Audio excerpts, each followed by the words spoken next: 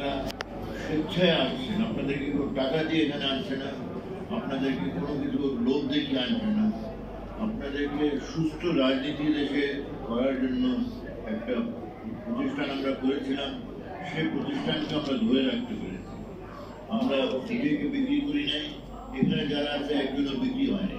আপনারা নিজেকে বিক্রি হতে দেন, যারা বিক্রি হতে দিয়েছে তাদের কি দশা হয়েছে? হ্যাঁ, মন্ত্রী হয়েছে, ক্ষমতা তথাকথিত ক্ষমতা সেটা ভোগ করেছে, কিন্তু আজকে কোথাও তাদের পালাতে হয়।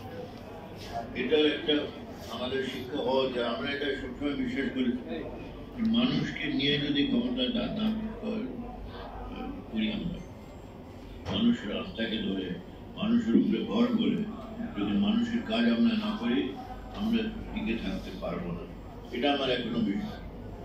টাকা দিয়ে যদি আমরা নির্বাচিত হই, কিছুদিন আমরা হয়তো সেই নির্বাচিত পদ ধরে রাখতে পারবো, কিন্তু পরে পলাতে হয়, থাকতে পারি না, পলাতে হয়। এটা থেকে কিছু শিক্ষা তো আমাদের রয়েছে। আমাদের সেই শিক্ষাটা আমরা সবাই যারা এখানে সেই শিক্ষাটা আমরা পেয়েছি।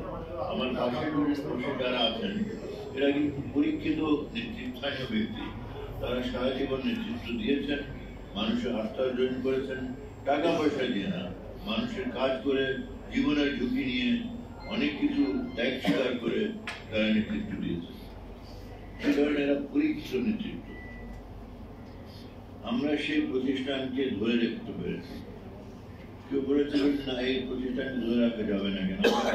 টাকা দিয়ে নির্বাচন করি না, টাকা দিয়ে ভোট কিনে নির্বাচিত হই না। টাকা দিয়ে যারা নির্বাচিত হয়ে তারা কিছুদিন, হ্যাঁ, তথাকথিত সেই নির্বাচিত পদটা ধরে রাখে, টাকা পয়সা করে, তাদের টাকা পয়সার ভাগ তাদের যারা ভোট দিয়েছিল তাদের সঙ্গে ভাগ বটোয়ারা করে। তারপরে কি হয়? দেশ করে পালাতে হয়। এই জিনিসটা আমরা সবাই যেন বুঝতে পারি, উপলব্ধি করতে পারি। কেন পালাতে হয়? যাদের অনেক রকমের পরিস্থিতিও থাকে পারিবারিক, কিন্তু তারা থাকতে পারে না। কেন থাকতে পারে না? কেন এই দেশের জনগণ প্রমাণ করেছে যে তাদের একটা বিচার করার ক্ষমতা আছে। তারা তাদেরকে নেতৃত্ব দেখতে চায়, যারা তাদের কাজ করবে, তাদেরকে নিয়ে কাজ করবে। আমরা যে উঠবে দিয়ে কিছু চাপিয়ে দেবো যে এটা করো, এটা করো, এটা না। আমাদের যে রাজনীতি হলো সেটা সবাইকে নিয়ে করা। আজকে আপনাদের উপস্থিতি থেকে আমি খুব উৎসাহিত হচ্ছি।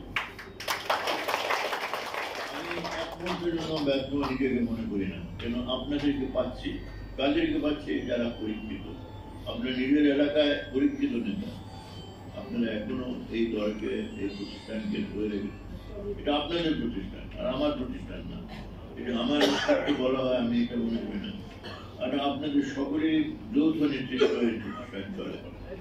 আমরা যখনই কোনো সিদ্ধান্ত নিই, মৌলিক সিদ্ধান্ত আমাদের সবাইকে নিয়ে সিদ্ধান্ত নেওয়া হয়। আপনার সেই সিদ্ধান্তটা নিয়ে আবার জনগণকে সঙ্গে নিয়ে সেটাকে এলাকায় যে চেষ্টা করেন, সেটা সিদ্ধান্তকে কাজে লাগাতে। অর্থাৎ সেইভাবে এই প্রতিষ্ঠানটা আমরা করেছি এবং 31 বছর আমরা এটাকে ধরে রেখেছি। এটা আমাদের কৃতিত্ব। আপনারা এটা এই প্রতিষ্ঠানকে ধরে রেখেছেন, আপনাদের কৃতিত্ব। আপনারা তো ছুটতে পারতেন, গ্রামমন্ত্রী হয়েছে, গ্রামমন্ত্রী হয়েছে, ওদের পেছনে যায়। যারা ছুটে যাননি লোভে, যে কিছু তাৎক্ষণিকভাবে কিছু ক্ষমতার সাথে থাকে, ভাগ বটোয়ারার মধ্যে থাকি, আপনাদের মধ্যে যান নেই, কেউ যান না। আপনাদেরকে আমি ঘরে করতে, আর আমি নিজেকে এটাই কৃতিত্ব আমার, আপনাদেরকে আমি সঙ্গে পেয়েছি।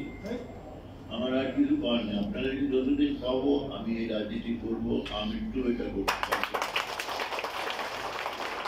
আমাকে মন্ত্রী হতে হবে, কিছু হতে হবে, সেটা আমার আকাঙ্ক্ষা নেই। আমার আকাঙ্ক্ষা হলো যে আপনাদের লোকজনকে নিয়ে একটা সেরকম সংগঠন করি যেটা জনগণকে সঙ্গে থাকে, জনগণকে নিয়ে ক্ষমতায় যায় এবং সেই ক্ষমতাকে জনগণের কাজে লাগে, ক্ষমতাকে নিজের কাজে লাগে।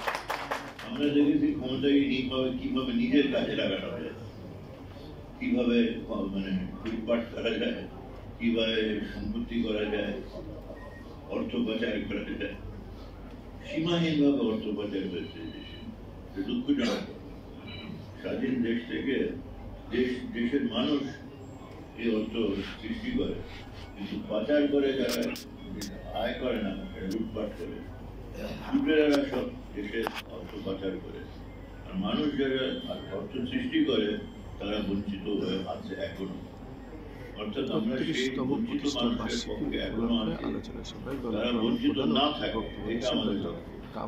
তাদেরকে সত্যিকার অর্থে জনগণ মালিক হোক ক্ষমতার, সেটাই আমরা চাই এবং তাদের পক্ষে আমরা ক্ষমতায় যেতে চাই।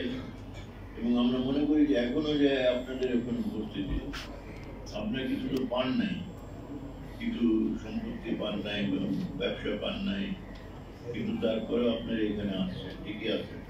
কারণ আপনাদের এই বিশ্বাস যে রাজনীতি, জনগণের রাজনীতি হলো জনগণকে নিয়ে রাজনীতি করা, জনগণের জন্য রাজনীতি করা, জনগণের অবস্থার পরিবর্তন করার জন্য রাজনীতি করা। সেটা করার এখনো অপেক্ষা আছে। স্বাধীনতার এত বছর পরেও আমাদের 61তম প্রতিষ্ঠাবাসী এখনো আমরা টিকে আছি।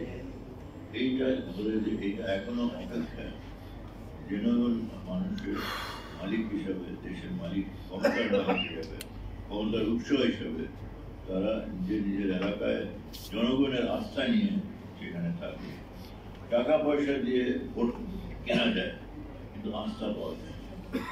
মানুষ যদি টাকা নিয়ে ভোট দেয়, মানুষের আস্থা তো আর পেলেন না, ভোটের কি গেলেন, তার অবস্থাটা কি হয়?